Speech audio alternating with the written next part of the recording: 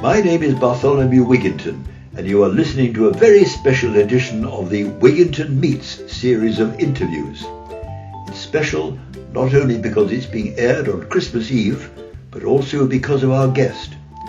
To give you a clue, she's an extraordinary woman who millions around the world pray to every day, and there are statues of her in Roman Catholic churches everywhere.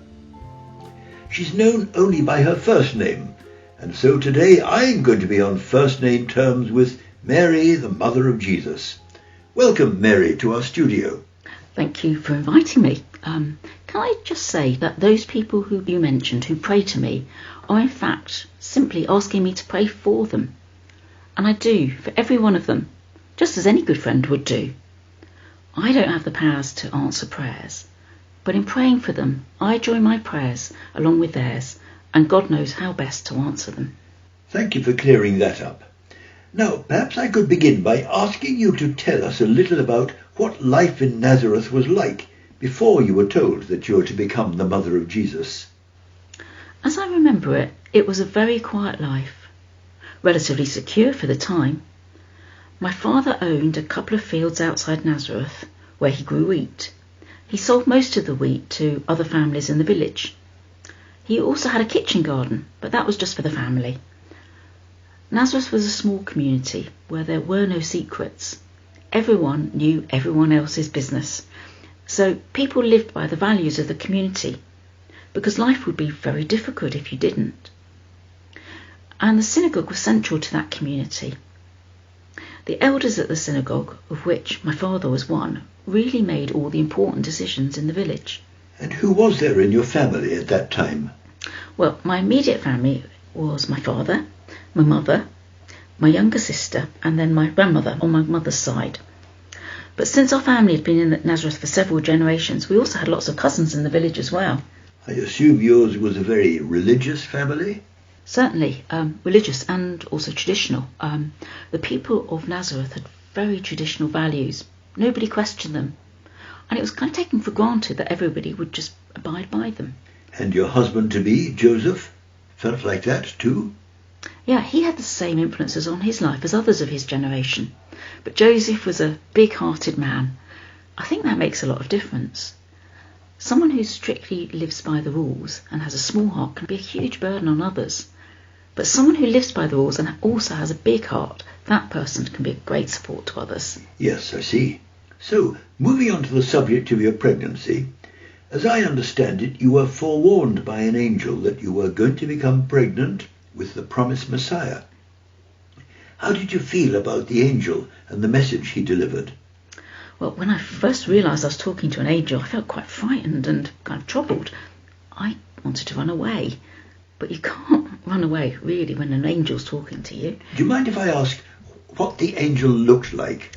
Oh, well, he just looked like a man, albeit a very big man. I reckon if he was in a fight with a Roman soldier, the Roman soldier wouldn't stand a chance. He was dressed in ordinary clothes, but there was something more about him, something, I guess, unworldly. It's hard to describe. The best I can say is that as he came closer to me, he seemed strangely more solid than other things, very strong and very solid.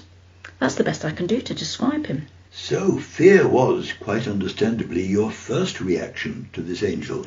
Yes, but that quickly passed as I was overwhelmed with wonder at what he was saying. Me, give birth to the Messiah? What had I done to deserve that? Did you feel like you had any choice? That you could say no if you wanted to? Yes, I knew I had a choice, that it was up to me, especially when the angel fell silent and waited for me to speak. Whether or not it would happen depended on my answer. So it was only when I said, "Let it be to me," that it came about. And at that moment I felt an overwhelming rush of joy. I couldn't help myself. Words came to me and I just started singing a song of worship to God. And of course you hadn't had a chance to think about how Joseph would take the news. No. When the angel left me, I was just so full of joy for this wonderful and miraculous news that I wanted nothing more than to run and share it with him. Not for a moment did I doubt that he wouldn't share my joy, so I could barely believe his reaction, his anger, his threatening to end our engagement. I saw that we had been chosen to play a huge part in God's salvation for the world, and his vision was limited to two simple facts. I was pregnant, and he wasn't the father. My joy was turned to devastation, and I still hadn't told my parents about it. Did you try to keep it a secret from your parents? That just wasn't possible. They'd see me rush off excitedly to Joseph and then come back in tears. So they knew something was up and insisted on my telling them. And how did your parents react to the news? I saw them visibly aging in front of me as I spoke. But because I was claiming it was an angel who'd given me the news, my parents couldn't quite dismiss the idea as being untrue, whereas they would have dismissed it if it had just been a friend, or even a respected elder in the village giving me the message. They also knew that I didn't tell lies, and so, after that initial shock, they calmed down. So what happened next? Well, I was sent to my uncle and aunt's house in another village until things settled down in Nazareth. The word had got out then? Yeah, like I said, in that small community, there are no secrets. And how did the community react? Were they hostile? Yes. As I said earlier, it's a really traditional society. Most people were on Joseph's side. Many laughed at the idea of an angel coming to see me. As far as they were concerned, however it actually happened, I must have slept with somebody when I was engaged to Joseph. The crime was mine. But Joseph came to see things differently. Was that because he was, as you said, big-hearted? Yes, that was part of it. But he too had a visit from an angel, this time when he was asleep, who assured him that what I said actually really happened. A bit of an awkward moment for Joseph, I should imagine. Yeah, but I didn't make him suffer too much for his unbelief. So, what happened after that? Well, we got married. It wasn't a typical wedding, because that would include usually the whole village. It was just the priest, a few friends and family members as guests and witnesses. And you lived together from that point onwards? Yes, but we had to sleep in separate rooms. We were under strict instructions from the angel that appeared to Joseph about not sleeping together until after the baby was born. So sleeping in separate rooms was necessary. I can only imagine. But now, things took another turn for the worse, didn't they? Yes. We were told by the Romans that we had to travel to Bethlehem to register ourselves in some kind of census. But I did have Mabel to help. Who was Mabel? Oh, she was the donkey that my father had given us as a wedding present. Mabel carried me almost all the way to Bethlehem. Still, it must have been an uncomfortable journey for you. Yes, it was. But then, to tell the truth, there was nothing comfortable about any aspects of the pregnancy. Giving birth in a barn was another not so comfortable experience. So by the time Jesus was born, I was exhausted and I just wanted to sleep. But people we didn't know kept turning up to see Jesus. Joseph and I were amazed. There were people from all over Israel staying in Bethlehem for the census, and it seemed like every one of them wanted to come and see Jesus for themselves. Even the local shepherds left their sheep and came down from the hills to see him. Anybody would think they hadn't seen a baby before.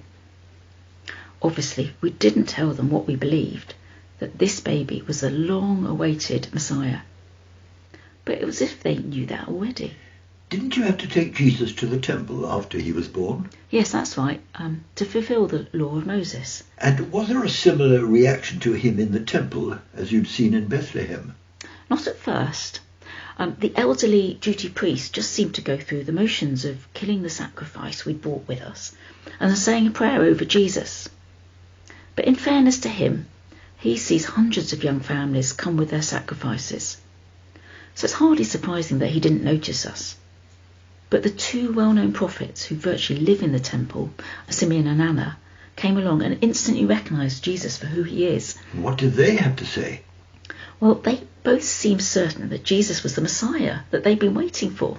And they got very excited, but... Yes? Well, they didn't exactly say that things would go easy for us from then on. And we found that out for ourselves a little later on when we were warned that King Herod and his security police were taking an interest in us. Yes, of course. You had to go and spend some years in Egypt. I guess it was not until Herod died that you could resume your normal life again in Nazareth. Yeah, that's right. Well, Mary, it's a fascinating story, and of course, it's only the beginning of an even bigger story in terms of the life of your son, Jesus. For 30 years, you saw Jesus as he grew up, followed by his 3 years of ministry, where you found yourself as an observer of many big events. Sadly, we don't have time for much of that story, perhaps another day. But there was one more thing that I wanted to ask you. I want to take you back to that day when you met an angel who said that you would give birth to the Messiah. You said that you had a mixture of feelings concerning the angel and the message he brought. Then, as the news got out and people reacted, mostly in a hostile manner towards you, you must have begun to see that this was going to cost you. And so I wonder, if you had known how much your willingness to be obedient to God's will would later cost you, would you still have gone ahead with it? Thankfully, God doesn't tend to let us know how things will go in the future. The burden of the present is already enough for us to bear. But I've always understood that to become involved in the struggle between good and evil, between God and the devil, means to be willing to enter into the pain and suffering that goes with that battle. There's no such thing as a painless war. I could list the ways that I have suffered over the years because I was a willing cooperator in bringing the Messiah into the world. But I choose not to complain. Rather, I wear those wounds like badges of commendation. I believe that one day I, with a multitude of others who suffered like me, if not more than me, will enter God's kingdom, a place where there'll be no darkness, nor pain, nor suffering. And I know that, simply because I was willing to be obedient to God, I played an important part in enabling God's kingdom to break into this world. Mary, thank you for speaking to us about your experiences 2,000 years ago. It has been wonderful meeting you. And now to all our listeners out there, until the next time we meet, I, Bartholomew Wigginton, would like to wish you a happy and peaceful Christmas. Can you see the Christmas star shining in the darkest night? In the winter cold you are, beaming out your radiant light. All creation welcomes him in the town of Bethlehem. Can you hear the angels sing? Glory to the newborn King.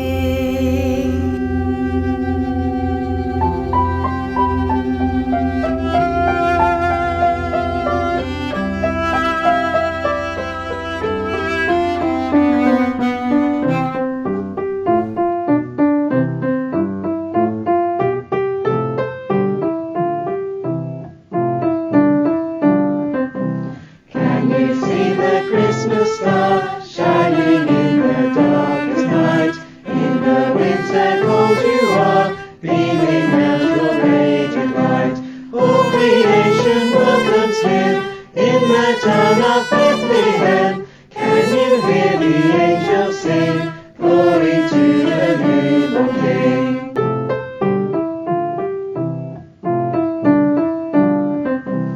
Can you see the Christmas star shining in the light of day? People travel from afar, walking on the pilgrim's way. All creation welcomes him in the town of Bethlehem. Can you hear the angels sing? Glory to the newborn King.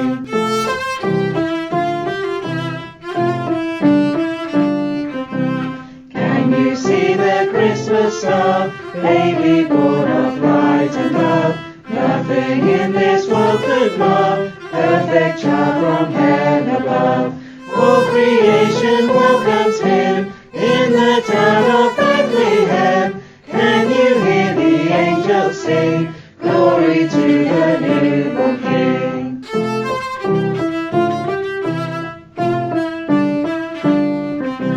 Can you see the Christmas star? Can you hear the shout for joy? Find the